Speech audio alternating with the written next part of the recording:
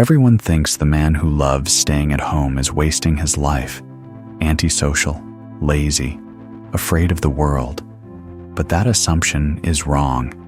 And more importantly, it reveals something uncomfortable about the people who make it.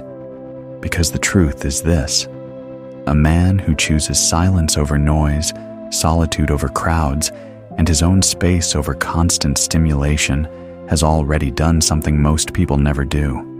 He has faced himself.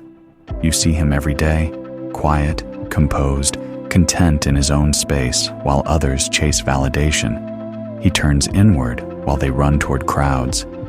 He walks back through his own door, and you wonder what's wrong with him. But here's the part no one wants to admit. There is nothing wrong. There is something different, and that difference exposes a truth most people spend their entire lives running from. Most people cannot sit alone without reaching for their phone, turning on the TV, or filling the silence with something, anything, because silence is dangerous. Silence exposes insecurity, regret, fear, and unresolved thoughts. And the man who stays home has already fought that battle.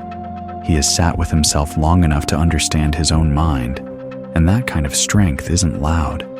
It isn't performative. It doesn't announce itself. It's quiet, internal, and unshakable. And that terrifies people, because a man who doesn't need the world's approval is a threat to a world built on comparison, status, and visibility.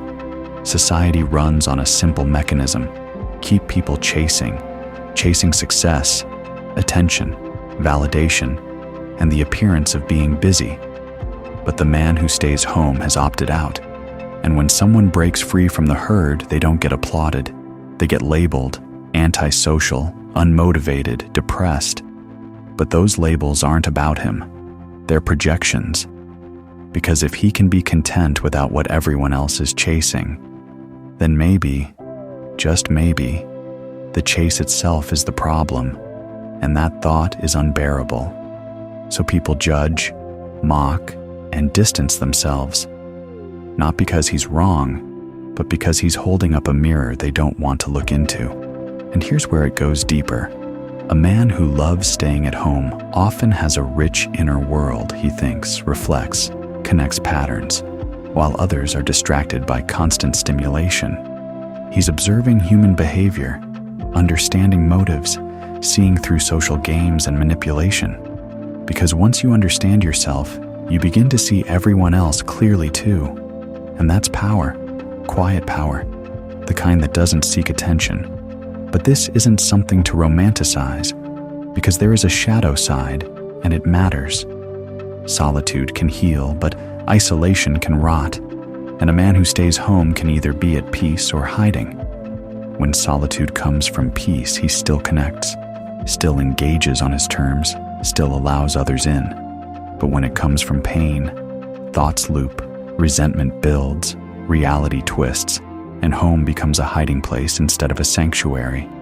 And society doesn't know how to handle these men, because they aren't loud, they aren't visibly broken, they don't ask for help, so they slip through the cracks unnoticed. And if you know someone like this, a father, a brother, a husband, you need to pay attention, not to what he says, but to what he stops saying.